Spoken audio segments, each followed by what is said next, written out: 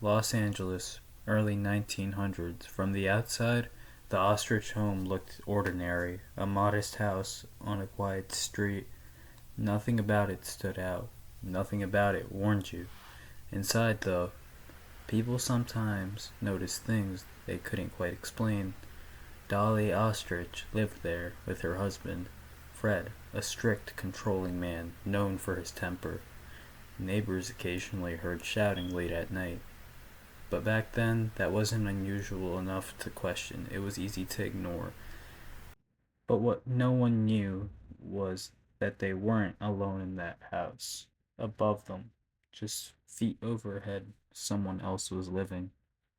Hidden in the attic crawl space, barely able to stand upright, was a man named Otto Sandhuber.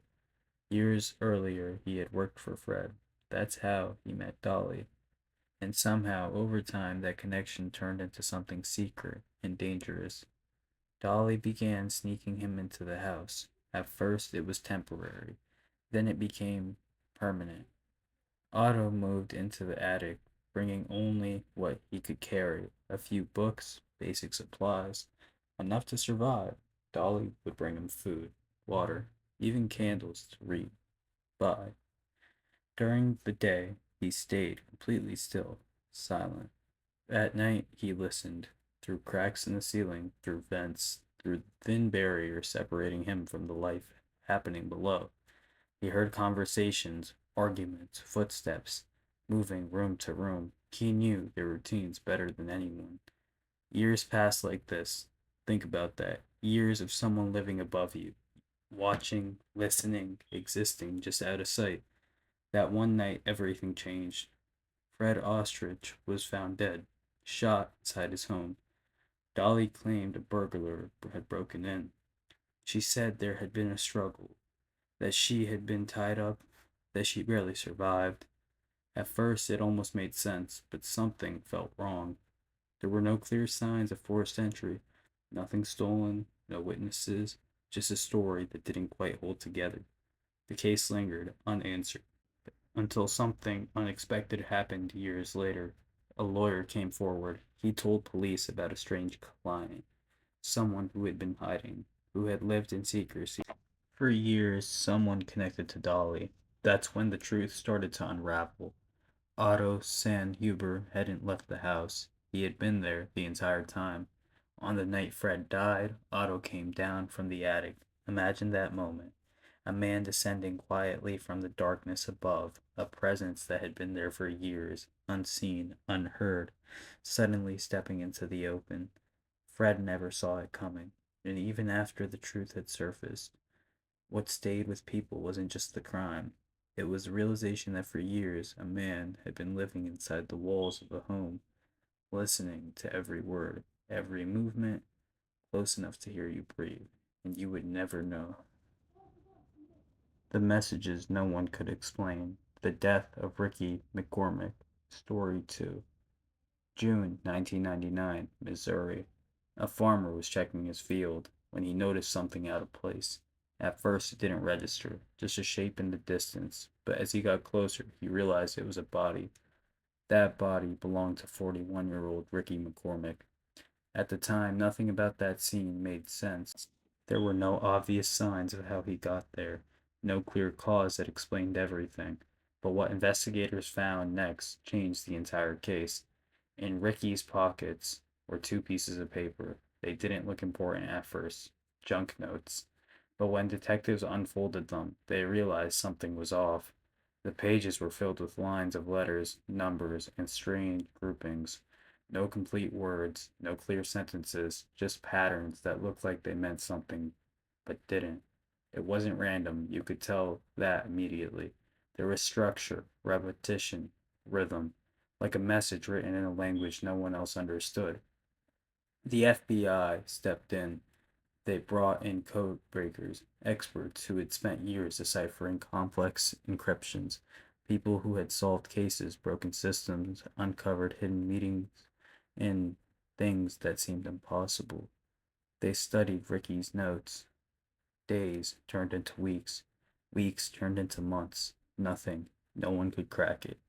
Even today, decades later, those notes remain unsolved, and here's where it gets unsettling. Ricky's family said he sometimes wrote in his own kind of shorthand, a personal way of writing things down. But even they couldn't understand this, not even close. So the question becomes, why was he carrying something no one else could read?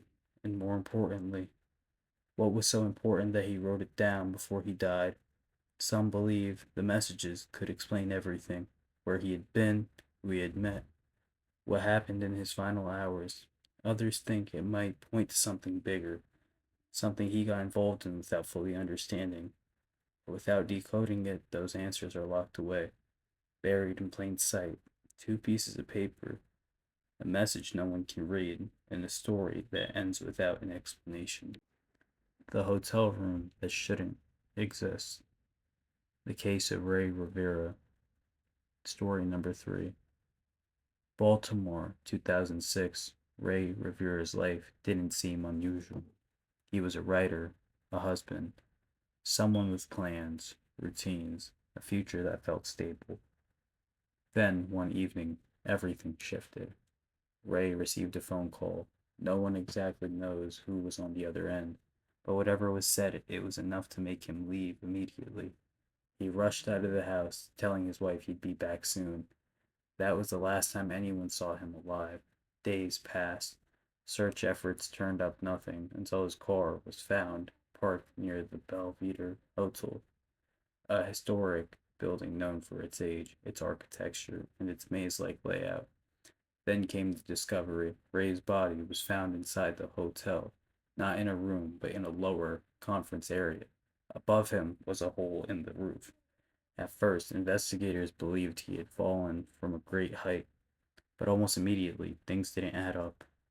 To create that hole, to land where he did, Ray would have had to come from a very specific location, not the main roof, not an obvious ledge, a narrow, hard to reach point that wasn't easily accessible.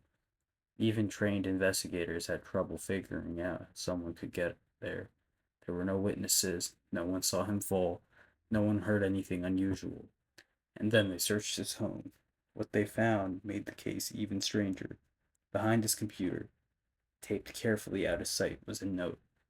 Not a normal note, it was long, dense, filled with references to movies, celebrities, secret societies, names and phrases that seemed like disconnected, but also intentional. It didn't read like a goodbye.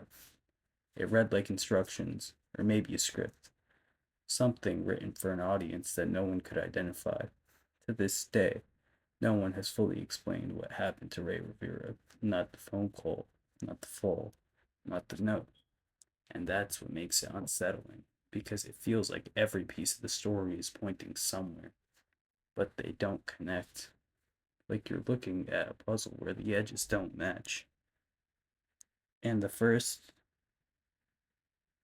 and final image was never meant to be understood.